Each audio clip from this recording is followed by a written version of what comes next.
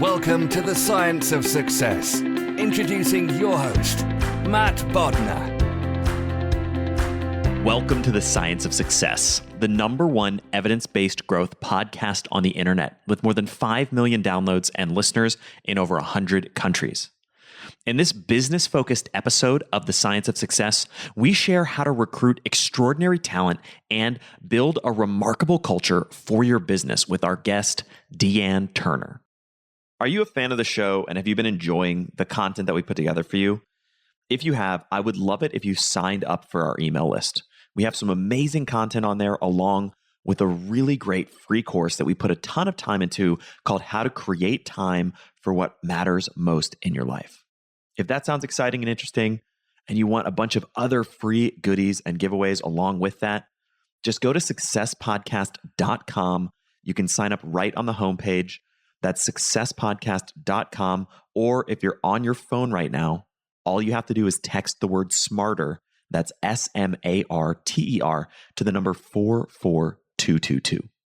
In our previous episode, we looked at what happens when you peer into the dark underbelly of the human psyche. How should you react when we uncover the raw truth of human nature, emotion, sexuality, and racism? We explored all of this and much more in a fascinating interview with our previous guest, Dr. Seth Stevens-Davidowitz. Now, for our interview with Dee Ann. Today, we have another exciting guest on the show, Dee Ann Turner. Dee Ann is a communicator, consultant, and coach. She was Chick-fil-A's first female officer and was instrumental in building and growing their well-known culture and talent systems for more than 33 years. She's also the author of the best-selling It's My Pleasure, The Impact of Extraordinary Talent, and A Compelling Culture. And most recently, her book, Bet on Talent, How to Create a Remarkable Culture That Wins the Hearts of Customers. Dee Ann, welcome to the Science of Success. Thank you so much, Matt. It's my pleasure to be here. Well, I'm really excited to have you on the show today. The success story of Chick-fil-A, and especially the talent and human capital focused components of the Chick-fil-A business model, are in the restaurant industry, especially clearly a standout leader. It's such a remarkable organization. I'd love to start with the overall question or idea of culture and both how you think about what really helps build a remarkable company culture and what some of those building blocks were at Chick-fil-A. Sure. Well, the most important elements of a remarkable culture to me are three things. The first one is a meaningful purpose. It's a why an organization exists at all. And, it's not just about a business. It can be about a sports team or a club or even a family. It's like, why are we here at all? What is our very purpose for being?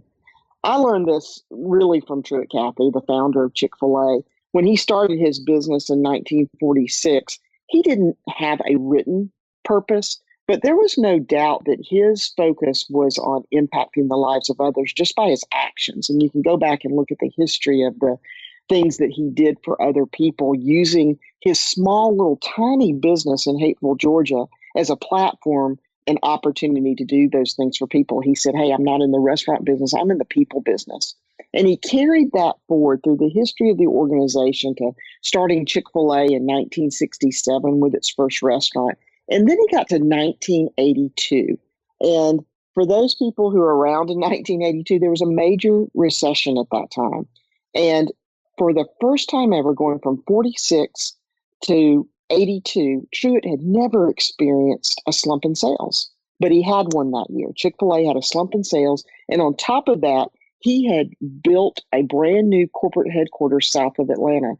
So here's a man whose business is declining and he's deeply in debt. And we know what businesses do when that happens, right?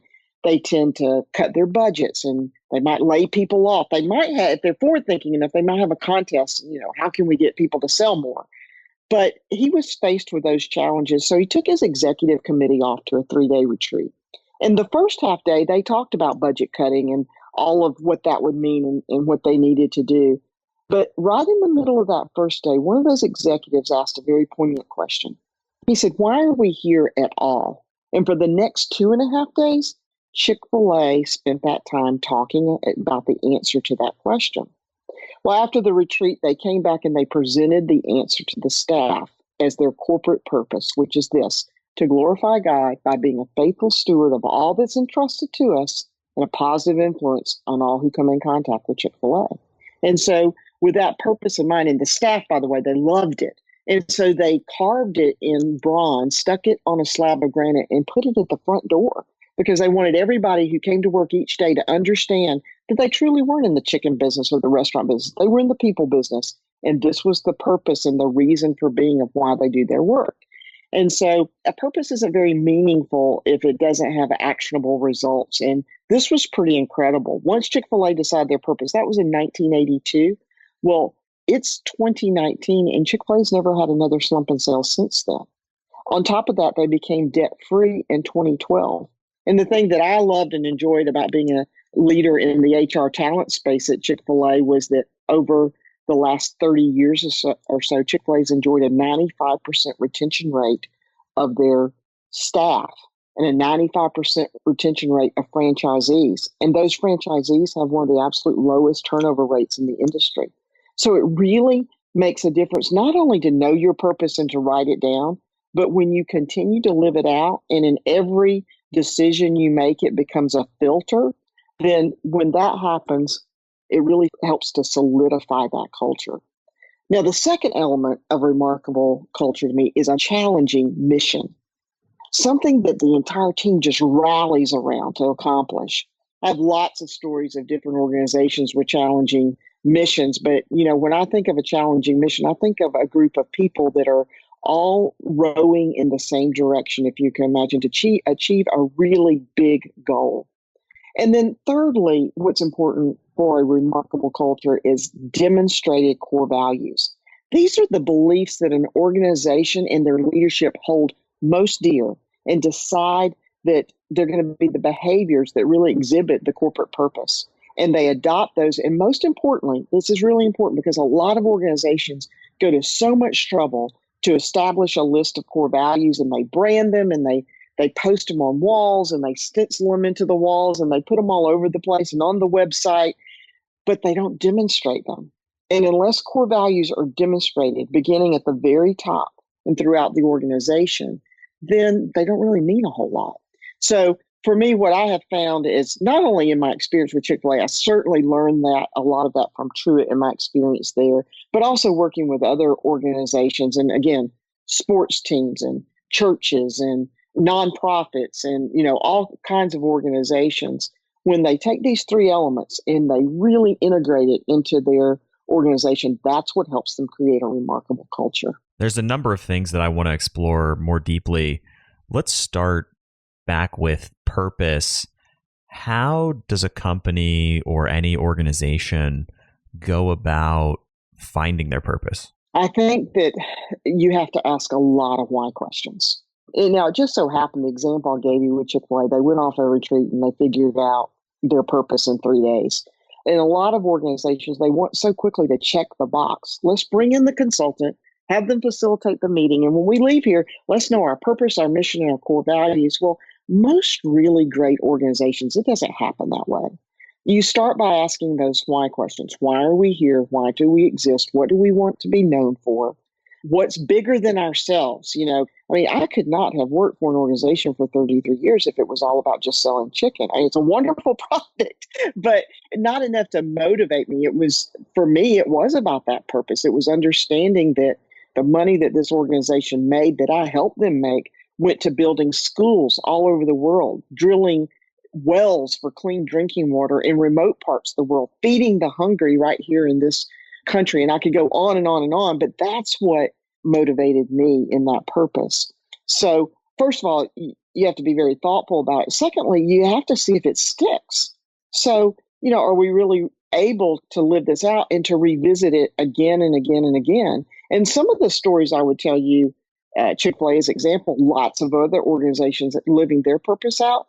It was decades of trial and error and being sure we're on track and going back to that purpose every time you had a significant decision to make, or if you had a crisis or whatever it is, to go back and go, okay, this is the reason we exist. So I think too often people think it's about the words. It's not about the words. It's about the actions that demonstrate the words in the purpose. That's a really powerful point. It's all about the actions. Once we've discovered our purpose, how do we start to actually put that into action?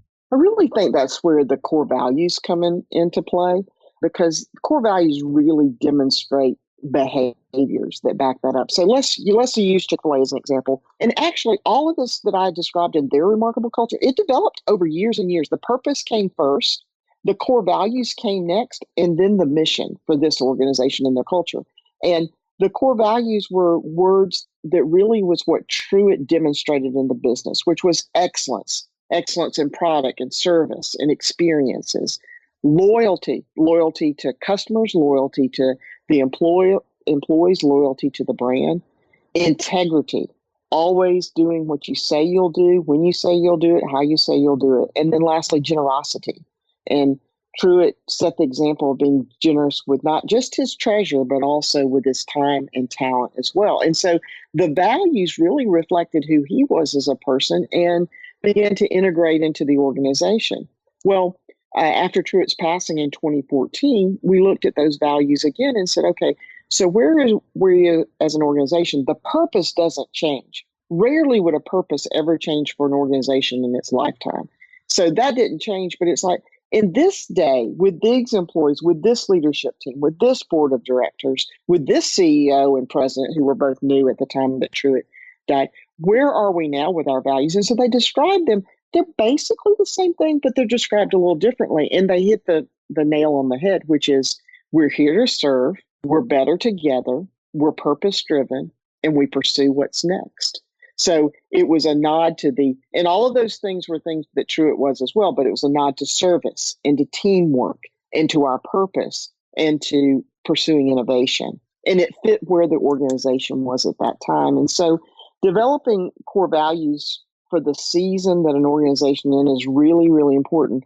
But again, it gives a guidebook, if you will, to how you're going to make decisions, and then also to what's expected of the people in the organization to demonstrate. It becomes part of your talent systems. You know, if you want to be an organization full of people who are here to serve better together, purpose-driven, and pursue what's next, then you have to look at who you recruit, how you select them, how you promote them, how you grow and develop them, all of those things so that the core values are lived out day to day.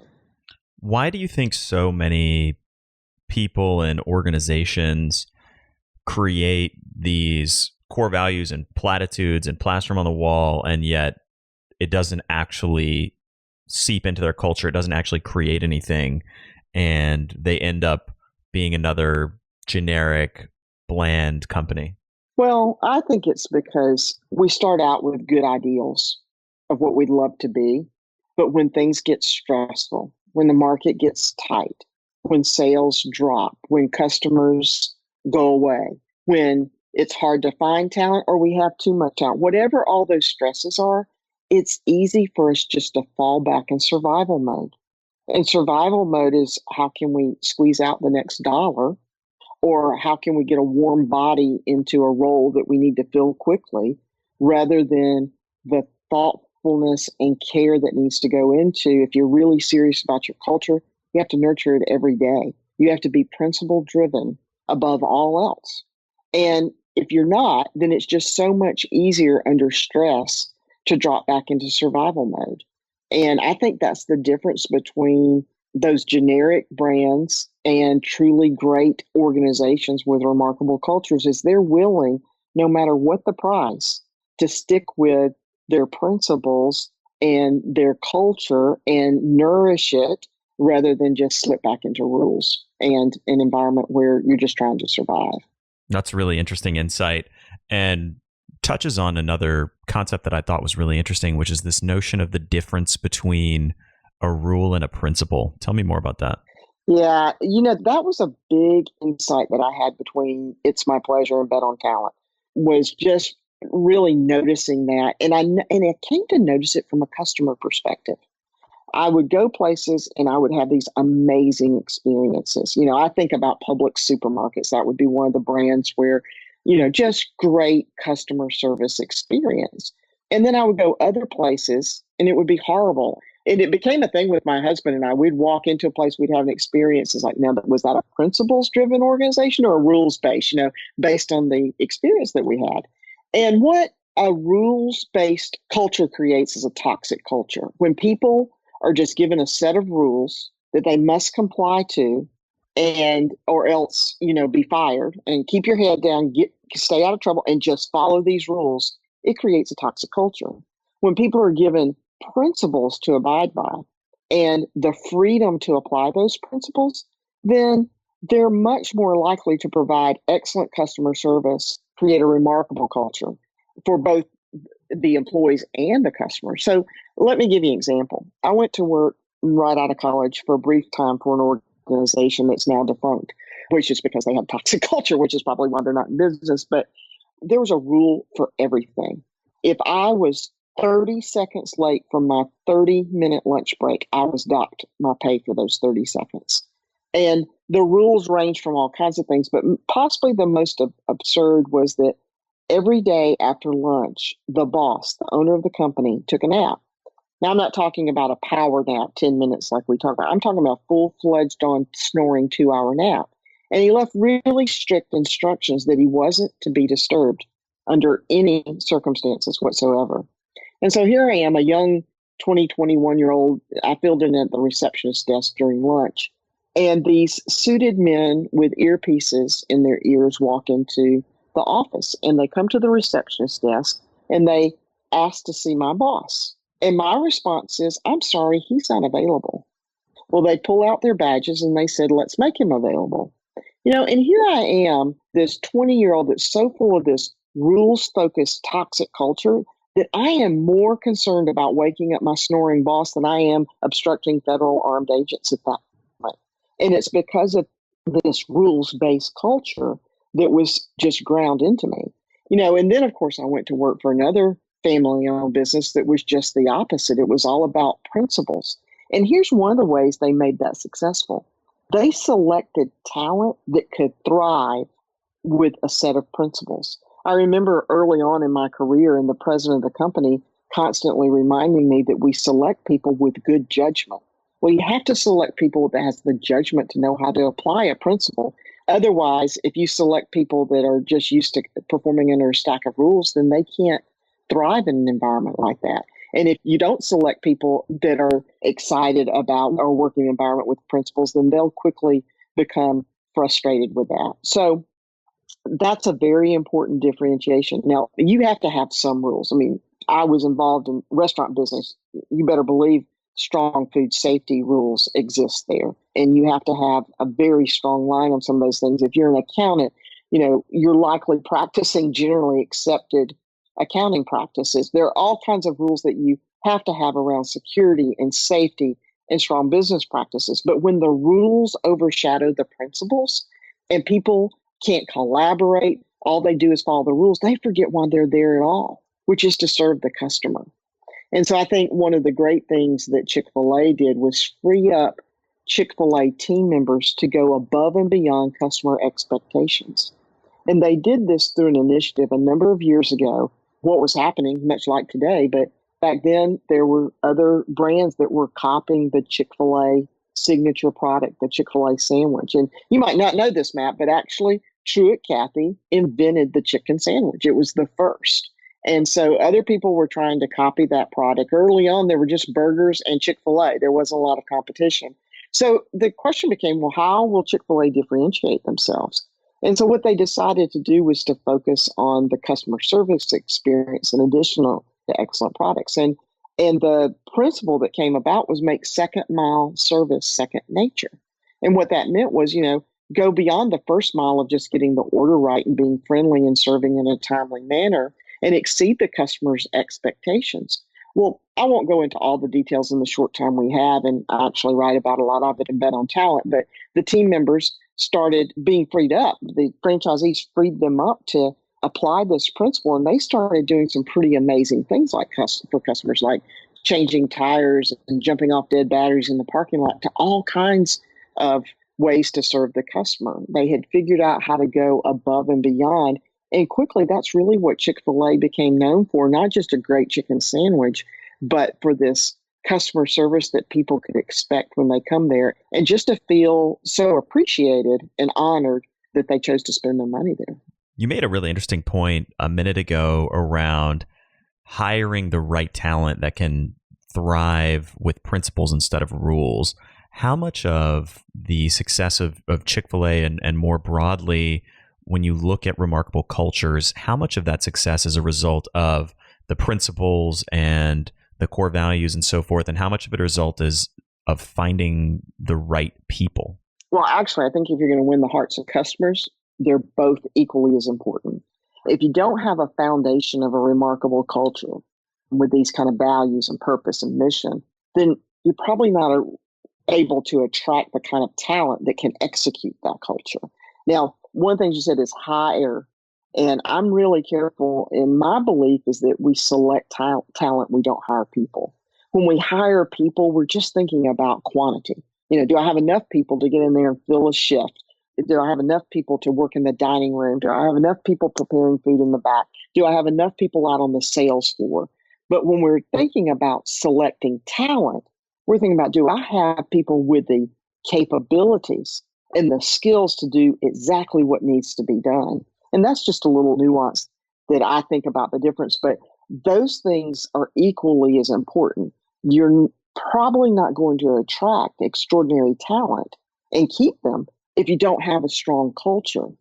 And on the other hand, it takes that extraordinary talent to execute that culture. So they really go hand in hand. And if an organization, I've seen this time and time again, they can put both of those things in place, and then on top of that, teach these kind of principles that we talk about, whether it's, in Chick-fil-A's case, it was make second mile second nature, or treat everyone with honor, dignity, and respect, or even the language of when a guest says thank you, we say my pleasure. All of those types of principles, when applied, is what wins the hearts of customers. And so that's really my formula for the whole thing: is a remarkable culture plus extraordinary talent plus amazing customer experiences. You put all that together and you consistently perform it again and again and again, is how you become legendary in winning the hearts of customers.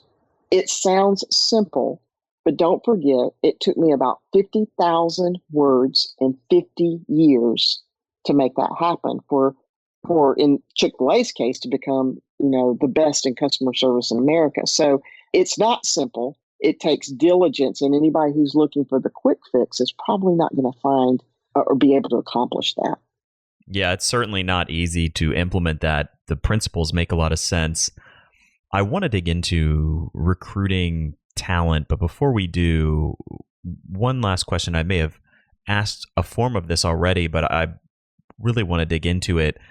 How do you, from a leadership standpoint at the top levels of a company, how do you think about actually demonstrating the core values and embedding them into your actions as opposed to just having them be these nebulous things on the wall? Yeah, I'll take that question and kind of speak from my own personal experience. And, I failed as often as anybody. People aren't perfect at being able to demonstrate this every single time. But if I take the core value of I'm here to serve, I love this part about working at Chick-fil-A is really in terms of job title, the higher up your job title was, and I'm even struggling to use those words in that way, the more you were expected to serve. Sometimes it's the flip of that in other organizations. And so one of the wonderful things about Chick-fil-A is that everybody was there to serve somebody. If you were a team member, you were serving customers. If you were a Chick-fil-A franchisee, you were serving your team members who served the customer and serving the customers. And if you're a Chick-fil-A staff member, your role is to serve the people who were serving the customers. And so very ingrained. And so it's little things that even plays out, to be walking in a Chick-fil-A parking lot and see trash that a customer had discarded on the ground, and to pick that up for the operator. I might be going in just to visit the operator. And today, as a customer, I'm not employed by Chick-fil-A anymore, but even as a customer, because I'm so proud of that brand, if I see trash in the parking lot, that's serving that operator and his or her team members for me to go by and pick up that trash. So it's always the filter. It's when I lead a team of people, how am I going to serve them? I'll go way back early in my career of when I didn't do this well and tell you a story. Years and years ago, I mean, when I was really first setting out in leadership, I was not leading the function at that time, but I was a leader in the department. And another leader in the department and I were responsible for a development day for our department. And that development day happened to involve us going to a ropes course. And so the physical activity that before lunch that day was very, very high. So, after doing all that, you're really hungry. Well, we had not ordered enough food for the whole team. We were short by 2 lunches. So guess who didn't get to eat lunch? Because we were the leaders. So the way I didn't handle it, I didn't eat lunch, but I wasn't very nice about it. I mean, I look back and I pouted about it. I remember it. And I was young. I was in my 20s. I mean, but I remember being so, and probably because I was hangry is the real reason. But I just remember that I didn't handle that very well. And hopefully over the years, I did a much better job of putting my team first after that learning experience that I had. But leaders have to live them out or nobody else will. And in my own leadership, recognize that, whether it was serving other people, whether it was demonstrating teamwork, my leaders weren't going to work together as a team if I wasn't working well with my peers, the other officers in the organization. My team wasn't going to be purpose driven if I didn't constantly live that out myself. If they could look at me and say, well, she's not living out the purpose, or she's not focused on our purpose as a function and she's not supporting that, then they're not going to live that out either. I can't expect them to be innovative and pursue what's next if they don't see me constantly reading and learning about trends and expressing to them what I'm learning about the direction we might go in the future. Then they're not going to follow that either. So it is extraordinarily important if you want to integrate values into your organization, then leaders, they have to embrace those and they have to very intentionally but authentically demonstrate that on a daily basis. Do you remember when you started your small business? It was no small feat. It took a lot of late nights, early mornings, and the occasional all-nighter. The bottom line is that you've been insanely busy ever since. Why not make things a little easier? Well, our friends at FreshBooks have the solution. FreshBooks invoicing and accounting software is designed specifically for small business owners. It's simple, intuitive, and keeps you way more organized than a dusty shoebox filled with crumpled receipts. Create and send professional-looking invoices in 30 seconds and get them paid twice as fast with automated online payments. File expenses even quicker and keep them perfectly organized for tax time. The best part, FreshBooks grows alongside your business, so you'll always have the tools you need when you need them, without ever having to learn the ins and outs of accounting. Join the more than 24 million people who've used FreshBooks. Try it for free for 30 days, no catch, and no credit card required. All you have to do is go to freshbooks.com/science and enter the science of success in How Did You Hear About Us? That's all you have to do to get started for 30 days, free, no credit card required. That's freshbooks.com/science. Go there and check it out. I want to pivot into talent. We've talked a lot about culture. Tell me about Chick-fil-A's talent strategy and the biggest lessons that you pulled from that. You brought up something earlier that was a really interesting stat, and people who aren't familiar with the restaurant industry may not even understand the importance of this. But you said earlier that you have a 95% retention rate at Chick-fil-A in an industry that is one of the most high turnover industries that exists. I don't know off the top of my head, you may know what the turnover rate in the restaurant industry is, but it's staggering to have that kind of employee retention.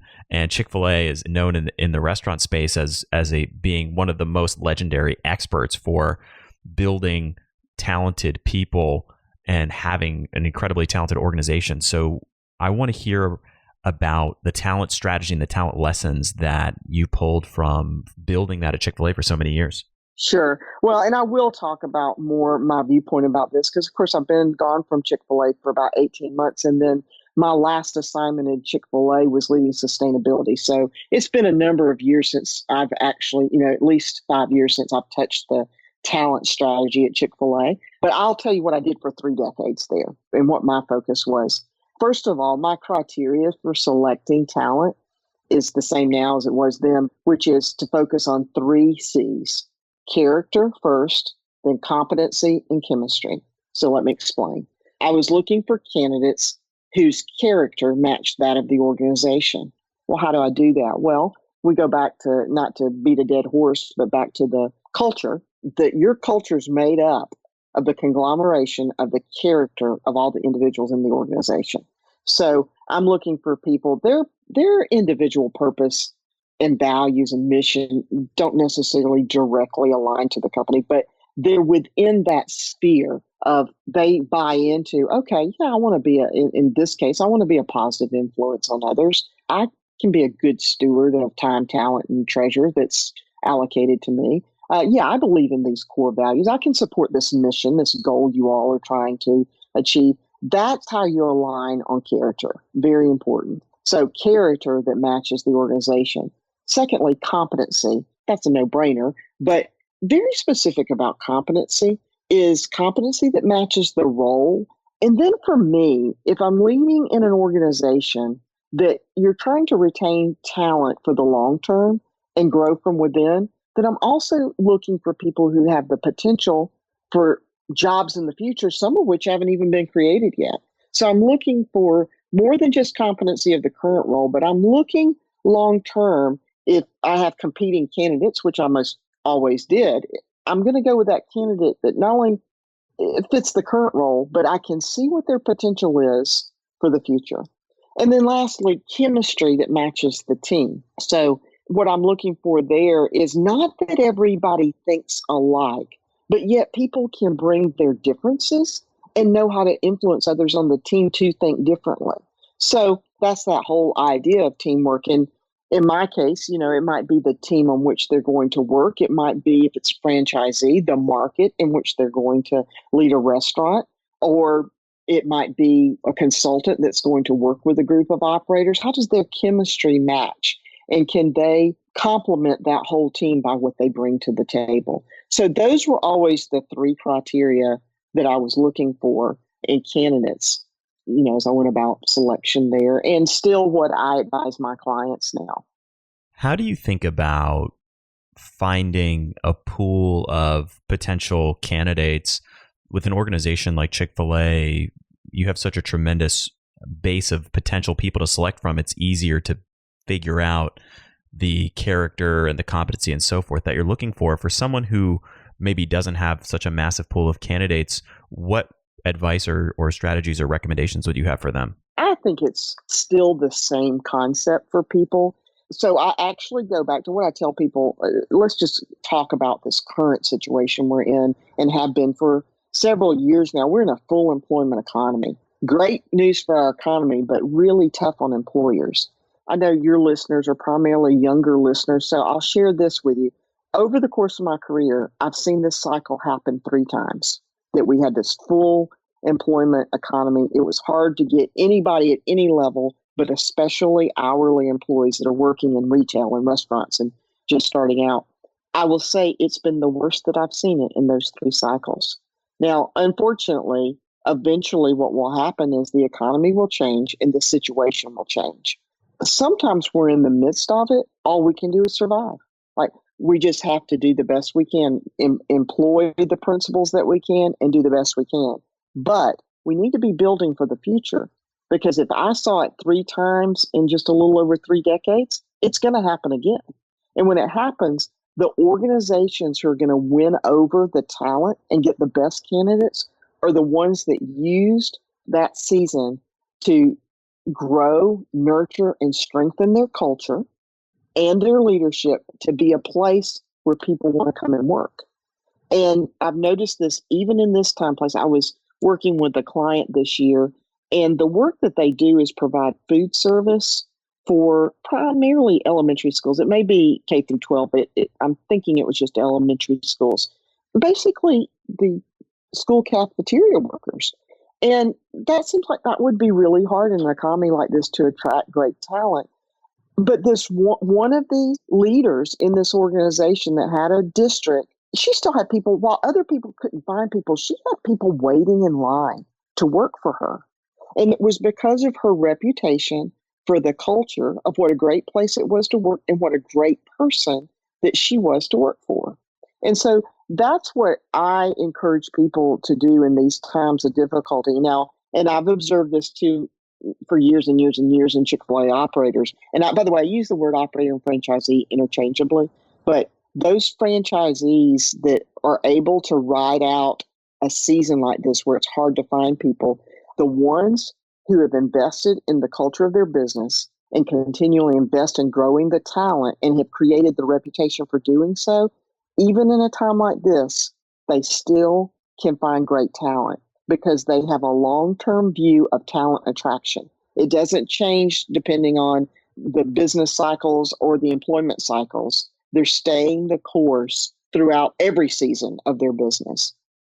That's a great piece of advice, to invest in your people and invest in your culture and make that a core component of attracting talent to your business. How do you sustain or steward the talent that you've recruited and help them mature and grow and thrive within the organization? Well, there's so many ways to do that. Some of the leaders that I've seen that do this best is, I think you need some of those generic systems. You need development. Everybody has a development plan, and some of those generic systems are great. But the people that I've seen do this, and even the smaller retailers and the one-shop businesses, is that they understand what the dreams are of their employees, and they tailor it to what that person is trying to achieve. One of my favorite books is The Dream Manager by Matthew Kelly. I hope I have that right. It's either The Dream Maker or The Dream Manager. He talks about individually knowing your people and tailoring the development you do towards those people and helping them achieve their dreams. In Bet on Talent, I tell a bunch of stories about, I guess primarily in the book, it's about Chick-fil-A franchisees that do this, where they identify what it is that their employee wants to do, whether it's, obviously a lot of them are working there to pay for college or to buy a car. Some of them are grandparents that are working to pay for their grandchildren's college education. But some of it is some really unique desires that people have. I remember telling the story of one Chick-fil-A franchisee out in Utah and her team member that she had invested so much in. And she really believed that she's going to be a future leader, not only in this franchisee's business, and she has 2 locations, so she has a big leadership team. But not only was she saw her being a leader there, but maybe even possibly her, a franchisee herself.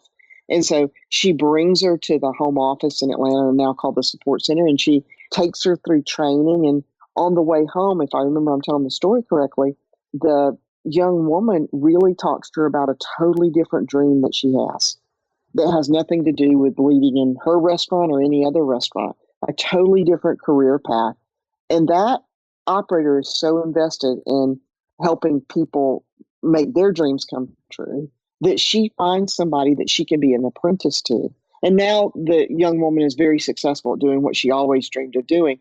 Now, this particular operator didn't necessarily benefit from that, but the example she set in her community and within the restaurant, and people who know that she's the kind of person that helps her employees do that, she attracts more talent that way. So what seems like a huge investment walking out the door can actually multiply itself in what comes in the door. Tell me about the concept of truth telling and why that's so important to stewarding talent. Sure. Well, I don't think that people can make the decisions they need to make about their careers unless we tell them the truth. And it's the hardest thing to do. Leaders struggle with, I think that's why there's so many books written about these critical conversations of giving feedback. And sometimes it's a paternalistic approach when we don't, like we just try to take care of people, or we don't really want to have that tough conversation. But this is what I learned. It's the difference in being kind and being nice. When I'm nice, I'm caring a lot more about what you think of me. So nice would be, I won't tell you everything you need to know. I won't explain to you why you didn't get that promotion or you didn't get that raise or why you're not being considered for that other role because I want you to keep liking me. But if I'm kind, I tell you the truth because kindness is I care more about you than I do what you think about me. And so I tell you the truth. I had a boss at Chick-fil-A, Jimmy Collins, and the favorite quote is he always said, it's kindness to refuse immediately what you eventually intend to deny. And so you might not like me as much, but I'm being kind to you if I say, here's the reason you're not going to get this promotion, and here's the reason why. I'm so sorry, but you're not getting the raise you anticipated, and here's the reason why. But when I do that, when I directly let them know, there's lots of things they can do there. They can manage their own performance in their own career. They can decide, well, I received this feedback. I think I can do these things. I think I can improve. I think I can work towards that raise or that promotion or whatever. And so I'm going to invest and do that. They may decide and say, you know what? This has been really good feedback. This is not the right role for me. I need to move on. And that helps the leader because you don't have to be in that situation to make that call at some point for that person. And if you've been nice to them all along, it might come as a surprise. And that wouldn't be kind at all. So I think truth telling is critical to a great relationship with our employees. And when we tell them the truth, then a lot of times they can self-manage. And it actually makes the leader's job much easier. And I don't think there's any doubt that eventually, even when it's painful at the moment, the employee respects the leader more for telling the truth than just dragging them and leading them along. That's a really powerful piece of advice. And the notion of being kind instead of being nice is so critical. So many managers fall into the trap of wanting someone to like them as opposed to wanting to do what's best for the employee and for the organization. How did you personally, and what advice do you have for others around overcoming that fear or that desire to be nice instead of kind? What I coached with people is I really went back to the book of Crucial Conversations and understanding that if we're going to coach people to their optimal performance, if we're going to be a good steward of all that's entrusted to us, that includes the talent that's entrusted to us. And so part of living out our purpose would actually be we've got to help manage their career. We've got to help give them the tools to be successful. And when things aren't going well, we have to be willing to let them know that because that's part of living out corporate purpose. And so if we're living out the corporate purpose, that also means we're living out that value of being purpose-driven. And so as I encouraged other leaders to do that, again, it's the painful thing at the moment, but long-term, I think it's going to help the organization be more successful and the individuals within it more successful. Tell me about the concept of an abundance mentality and why that's so important to nurturing talent. Sure. Well, this was another lesson that I learned from a Chick-fil-A leader, and I saw this early in my career. He started teaching this. But when we have a scarcity mentality, that there's not enough for everybody, then we start competing with each other instead of realizing that we each have our own individual calling within an organization and that there really is enough opportunity. I tell the story to give the example of understanding the difference between abundance mentality and scarcity mentality. Over the years, I've done travels to mission trips in Africa and have a special little group of friends there in Kenya.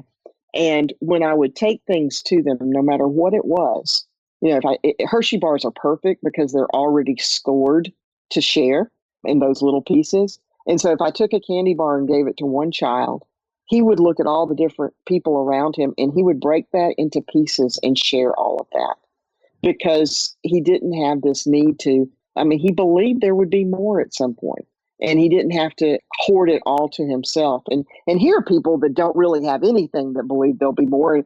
And the people who are sitting in the greatest country in the world with so many resources, sometimes we think, we have to hoard things away, hoard our responsibility or hoard the opportunities because there won't be enough for us if we don't. But actually, it's when we have abundance mentality that we believe there's enough for everybody so we can collaborate instead of holding things close to the vest, that an organization will really realize its true potential. When leaders have this attitude of, I have my place, I have my lane, there's going to be more, there's plenty of opportunity to contribute here. And so I'm going to collaborate with my peers. I'm going to collaborate with senior leadership. I'm going to collaborate with other people in the organization so that together we can accomplish more. And I see that over and over again. But when people start feeling there's a scarcity mentality, holding stuff close to the vest, not believing that there's plenty of opportunity, then trust erodes, the culture erodes, and success will eventually erode in the organization.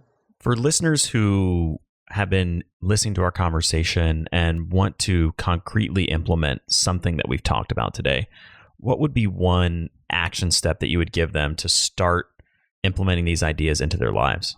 Sure. Well, and I love the fact that you said just one thing, because that's always how I've tried to accomplish things, is really one small bite at a time. I think that it's overwhelming when you think about, so I want to win the hearts of my customers, and I've got to create a remarkable culture and select extraordinary talent. Again, I said earlier, I observed that taking 50 years and me 50,000 words to tell the story. And it's really simple if you just do take one bite of the elephant at a time. And so if I had none of these things, and so I have my own business now, let me start there. The very first thing I did was determine my why, because it informed everything else I did. It informed all the other pieces and elements of my culture. It informed what my business would be about. It informed the kinds of people that I would bring into the business, was my why. And so if I'm talking to somebody that has nothing that we've talked about, start right there. Start with why. And of course, Simon Sinek wrote the book, Start With Why. And it is the right place to start. Figure out your why and then take the necessary steps. If I were starting a business as I did, what I started with was the cultural pieces first. Before I ever started aligning myself with any other talent, I started with the culture. Some people are sitting in the midst of an organization that's been around 100 years or 5 years, but they're already established and that culture is kind of in place. And so the whole approach you would take as a leader is very different because the culture already exists. And let's just say you're in a toxic culture. What do? Well, you start with you. What influence do you have right where you are? And if you don't have any influence at all, you can't influence change, and I think you have a tough decision to make, because toxic cultures are not healthy for anybody. But if you're in an organization that you believe in and it needs some help and you have some influence, then what I suggest is you start with the team that you lead at that moment. And I've seen this happen in many organizations. Leaders that have a mindset for a remarkable culture and want to surround themselves with extraordinary talent, so they do it on their team. And when they accomplish that, they go to their next best buddy in the organization and say, this is what my team did. This is how we did this. I suggest you try it in your team. And you actually start a grassroots movement of changing the organization. And that can help and that can happen.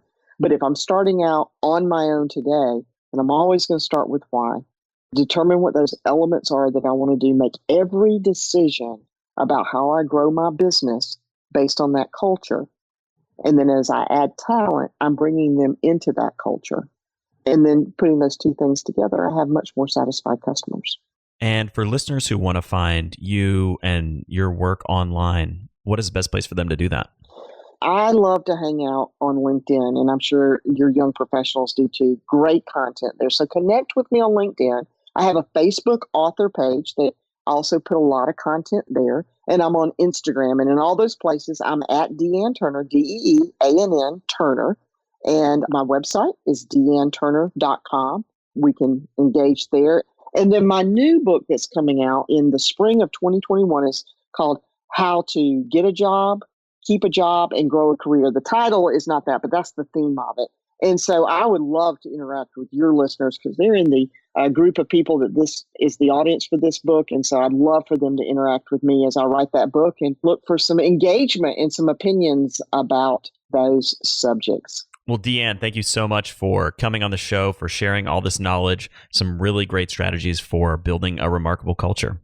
Well, it is completely my pleasure, Matt. I've enjoyed our conversation so much, and thank you for having me. Thank you so much for listening to The Science of Success. We created the show to help you, our listeners, master evidence-based growth. I love hearing from listeners. If you want to reach out, share your story, or just say hi, shoot me an email. My email is at successpodcast.com.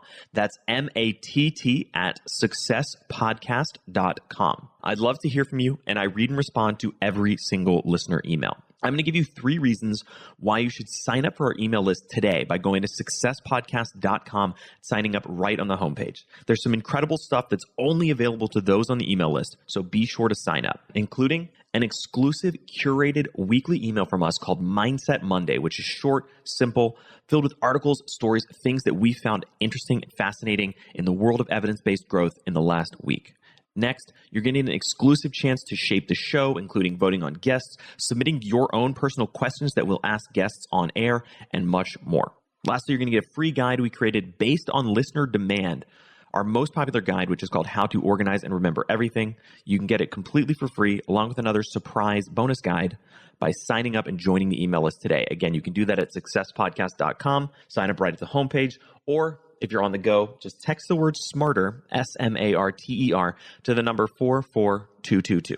Remember, the greatest compliment you can give us is a referral to a friend, either live or online. If you enjoyed this episode, please leave us an awesome review and subscribe on iTunes, because that helps boost the algorithm, that helps us move up the iTunes rankings and helps more people discover the science of success.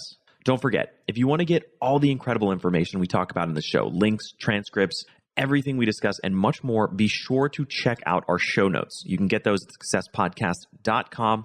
Just hit the show notes button right at the top. Thanks again, and we'll see you on the next episode of The Science of Success.